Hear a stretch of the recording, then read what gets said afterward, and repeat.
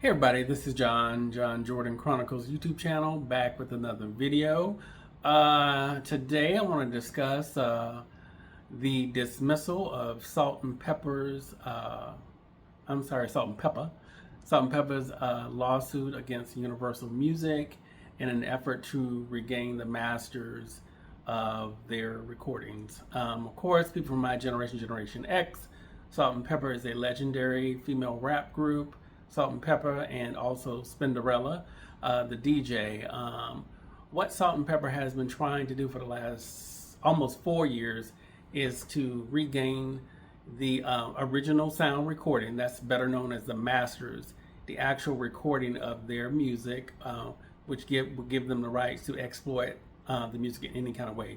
Perform the music, license it to people to be in a movie, to be in a commercial, anybody want to perform their music in public, that's called a performance rights license.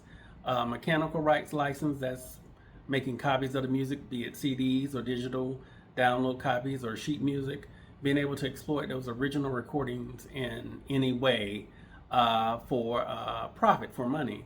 That lawsuit was dismissed. The copyright statute of 1978 gives an artist 35 years after their recording has been released and they had assigned rights to a record label, they have a period of time where they can apply to regain ownership of their original recordings, the master. And the judge dismissed their case because the judge looked at the contracts that were signed. You know, Salt-N-Pepa's first recordings was back in 1986. That's 40 years ago. The judge looked back at the contracts that were signed, and the contracts were actually through Salt-N-Pepa's longtime producer, Herbie Azor, who produced and wrote a lot of their hits. And he had a production company called Hits in the Attic Productions. And the record label deal with Next Plateau, their original record label, was with Herbie Azor's Hit in the Attic production company.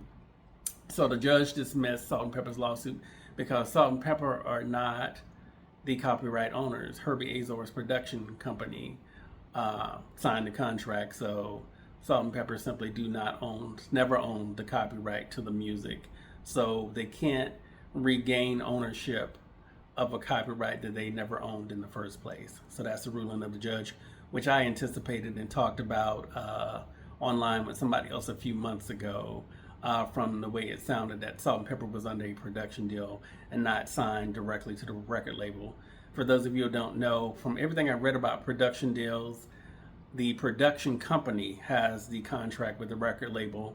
The artists, unless it's stated otherwise in their contract with the production company, they're basically a hired hand, a work for hire with the production company, but the royalties and everything goes to the production company, and then the production company has to pay the artist that is under their production recording deal. So that's the ruling of the judge. And also another poster on Instagram about a month or so ago said that they saw that Herbie Azor, under his production company, signed away the rights to the masters to the record label, and even he can't regain ownership of the master recordings because Herbie Azor signed away that right. That tracks with me because it's been 40 years, like I said, since Salt-N-Pepa's original recordings. If Herbie Azor could regain those masters, he would have done it at the 35-year mark that the copyright law allows. And because that would be very profitable for Herbie. He could exploit those original sound recordings in any way. Sampling or other examples, they would have to come to the copyright owner of the recording. All of those things, you can make money. There are other artists who have successfully regained ownership of their original recordings. Anita Baker did that for her albums, all of her huge hit albums back in the day. I know Bobby Brown had a story online where he gained ownership of his biggest selling album, Don't Be Cruel. And the news story I read is that that's Bobby's main source of income now. He regained ownership of Don't Be Cruel, which came out in 1990s. Last year would have been the 35-year mark for Bobby Brown to get his masters back, and he applied and successfully did that. So unfortunately for Salt-N-Pepa, they are just not the copyright owners, and they're not going to be able to regain ownership of recordings that they did not own the copyrights to in the first place.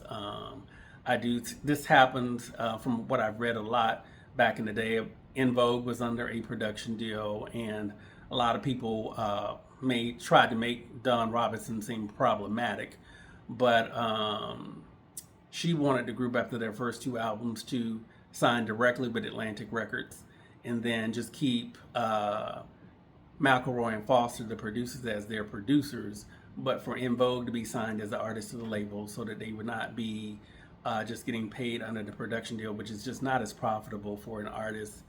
Like I said, it could be a work for hire or just a hired hand, unless the production deal that the artist is signed to states otherwise. I will post the stories. There's a story in People magazine about the dismissal of Salt-N-Pepa's lawsuit, and there's also an Instagram post about it. So I'll put links to both of those in the description of this video. But again, Salt-N-Pepa's lawsuit against Universal Music has been dismissed by a federal judge because it was ruled that, based on the contracts, Salt-N-Pepa, that is Cheryl James and Sandra Denton, their real names, are not the copyright owners and can't regain ownership to copyrights that they did not originally own. And like I said, for Herbie's part, I don't believe, even though Herbie's production company was the original copyright owner, a person online said that Herbie signed away the rights to the masters, so Herbie cannot even regain the masters because he gave up the rights to him in the contract. And so that's it. I don't know what this means for Salt-N-Pepa going forward, because Universal did pull from Spotify and Apple Music some of their biggest hits. Push It being one of them. A lot of their bigger hits were pulled off of Universal Music. So unless they can work that out with Universal, they can't even perform their songs in concert or in public. That's, like I said, a performance rights license. The lawsuit ruling that I did read said Universal stated through their attorney that they are still trying to work it out with Salt-N-Pepa, and so that they are able to make some money off of the song material that they recorded, but not in the way that Salt-N-Pepa desired, through regaining ownership of the master. So let's hope and pray that Salt-N-Pepa can work that out with Universal, so that they can go on performing their music that they recorded, even though they don't own the original recording and the rights to the music. Get down in the comments and let me know your thoughts about it. And until then, this is John signing off.